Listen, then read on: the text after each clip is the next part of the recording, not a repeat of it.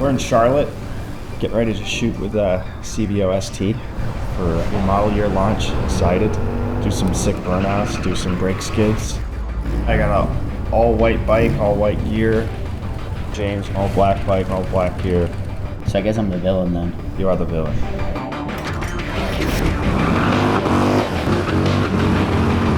You can definitely feel the racing DNA in these things. 127 horsepower, 145 foot-pounds. It's all you want, fullness bagger. And so this is the first time I've been on one, and I just felt super comfortable on the bike right away. Some of the stuff we had to do is pretty technical and super nimble. The suspension's good. Like you said, the power, really responsive. The updated dash, looks, feel, the whole just everything about the bike seemed like an overhaul. I just feel super comfortable right off the bat. Already just dragging floorboards and things of that nature. So on a stock bike, you know you're doing something good. It's a 121 and it's got the high output. It's putting a lot of air through those exhaust pipes. Those are tie pipes too. What is that on the back? A little carbon cap on the end.